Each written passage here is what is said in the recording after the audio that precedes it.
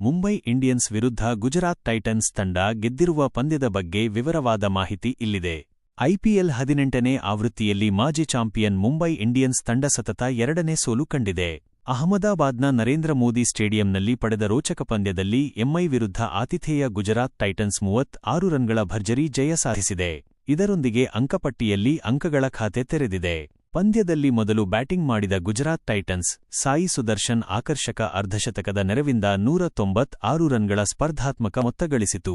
ಇದಕ್ಕೆ ಪ್ರತಿಯಾಗಿ ಚೇಸಿಂಗ್ ನಡೆಸಿದ ಮುಂಬೈ ಇಂಡಿಯನ್ಸ್ 160 ರನ್ ಗಳಿಸಲಷ್ಟೇ ಶಕ್ತವಾಯಿತು. ಮೊದಲು ಬ್ಯಾಟಿಂಗ್ ಮಾಡಿದ ಗುಜರಾತ್ಗೆ ಉತ್ತಮ ಆರಂಭ ಸಿಕ್ಕಿತು. ಜವಾಬ್ದಾರಿಯುತ ಆಟವಾಡಿದ ನಾಯಕ ಶುಭ್ಮನ್ ಗಿಲ್ ಮತ್ತು ಸಾಯಿ ಸುದರ್ಶನ್ ಮೊದಲ ವಿಕೆಟ್ಗೆ 78 ರನ್ಗಳ ಜೊತೆಯಾಟವಾಡಿದರು. 38 ರನ್ ಗಳಿಸಿದ್ದ ಗಿಲ್ ಮೊದಲನೆಯವರಾಗಿ ಔಟಾದರು.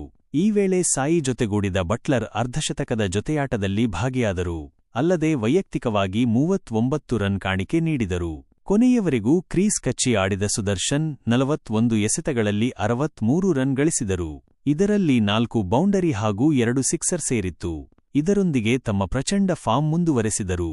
ಸುದರ್ಶನ್ ಔಟಾದ ಬಳಿಕ ತಂಡದ ಯಾರೊಬ್ಬರಿಂದಲೂ ಉತ್ತಮ ಪ್ರದರ್ಶನ ಹೊರಬರಲಿಲ್ಲ. ರುದರ್ಫೋರ್ಡ್ 18 ರನ್ ಗಳಿಸಿದ್ದು ಬಿಟ್ಟರೆ ತಂಡದ ಯಾರಿಂದಲೂ ಉತ್ತಮ ಪ್ರದರ್ಶನ ಹೊರಬರಲಿಲ್ಲ. ಚೇಸಿಂಗ್ ಆರಂಭಿಸಿದ ಮುಂಬೈ ಇಂಡಿಯನ್ಸ್ ಮತ್ತೊಮ್ಮೆ ಬ್ಯಾಟಿಂಗ್ ಕುಸಿತ ಅನುಭವಿಸಿತು.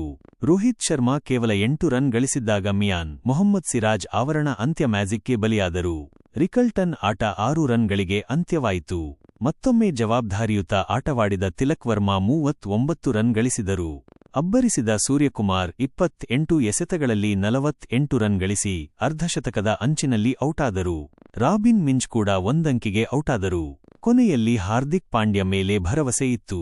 ಆದರೆ ನಾಯಕನ ಆಟ 11 ರನ್ಗಳಿಗೆ ಅಂತ್ಯವಾಯಿತು. ನಮನ್ ಧಿರ್ ಮತ್ತು ಮಿಚೆಲ್ ಸ್ಯಾಂಟ್ನರ್ ಕೈಯಲ್ಲಿ ತಂಡವನ್ನು ಗೆಲ್ಲಿಸುವ ಯಾವುದೇ ಅವಕಾಶ ಉಳಿಯಲಿಲ್ಲ. ನೆಟ್ ರನ್ ರೇಟ್ ಕಡಿಮೆ ಮಾಡಲು ಇಬ್ಬರೂ ದೊಡ್ಡ ಹೊಡೆತಗಳಿಗೆ ಮುಂದಾದರು. ಆದರೆ ತಂಡವನ್ನು ಗೆಲ್ಲಿಸಲು ಸಾಧ್ಯವಾಗಲಿಲ್ಲ. ಸಾಯಿ ಸುದರ್ಶನ್ ಅದ್ಭುತ ಅರ್ಧಶತಕ ಮತ್ತು ಪ್ರಸಿದ್ಧ್ ಕೃಷ್ಣ ಮೊಹಮ್ಮದ್ ಸಿರಾಜ್ ಬೌಲಿಂಗ್ ನೆರವಿನೊಂದಿಗೆ ಗುಜರಾತ್ ಟೈಟನ್ಸ್ ಮುಂಬೈ ಇಂಡಿಯನ್ಸ್ ವಿರುದ್ಧ 36 ರನ್ ಗೆಲುವು ಸಾಧಿಸಿದೆ. 197 ರನ್ ಗುರಿ ಬೆನ್ನಟ್ಟಿದ ಮುಂಬೈ 20 ಓವರ್ಗಳಲ್ಲಿ 6 ವಿಕೆಟ್ ಕಳೆದುಕೊಂಡು 160 ರನ್ ಗಳಿಸಲಷ್ಟೇ ಶಕ್ತವಾಗಿ ಪಂದ್ಯ ಕೈಚೆಲ್ಲಿತು.